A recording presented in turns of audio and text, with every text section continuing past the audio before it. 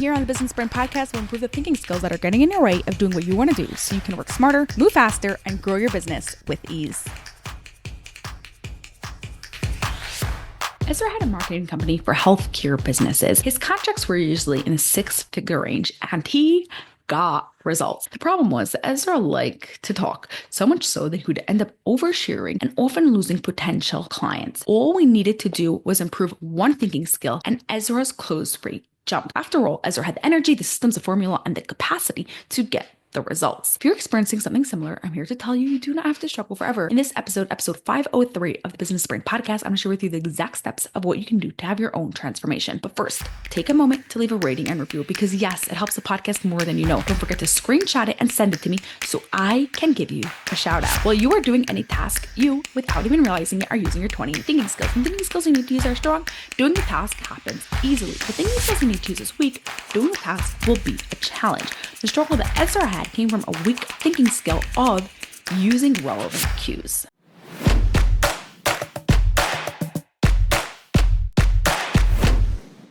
The thinking skill of searching and using relevant cues is mostly associated with social skills. It can be the finger on the lip, signaling to be quiet. It can be the cue your friend looking down and needs a hug. However, not all cues are social cues. You can get cues in how organized the person is by seeing their desk. You can get cues about whether this project will work or not by testing it in a small market. In Ezra's case, he got so passionate about his work and the results that he can get for his clients that he would often miss the cues his potential clients were dropping while they were talking. Here are 4 practical ways we worked on improving those relevant cues, both in sales calls and in all areas of life. Number 1, watching their words. How to Ezra use the second brain, the part of your brain that always gets distracted with a song or something that you need to ask ChatGPT, to listen to the words the people were saying. Are they using emotional words? Are they using a lot of analogies or stories?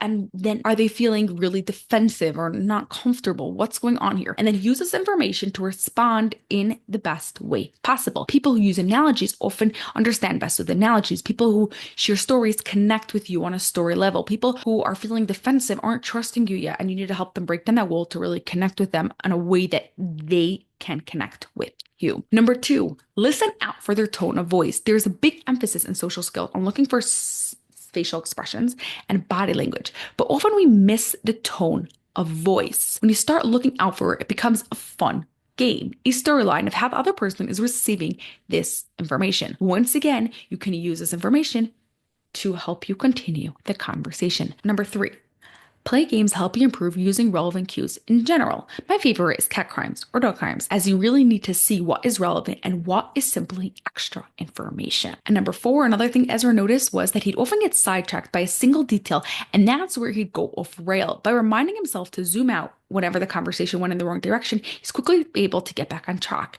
Zoom out. What are we talking about here? Using the cue of going off on a tangent as a sign for him to zoom out and get the conversation back and focused.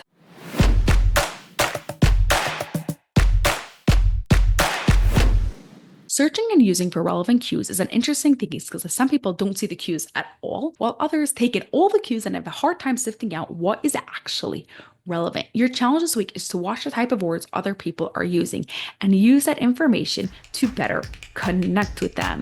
Have an awesome rest of your day, and I'll catch you on the next episode. That's all for this episode of the Business Brain Podcast. If you enjoyed it, send it to a friend who secretly wants stronger thinking skills too, so together you can grow your businesses with peak brain performance.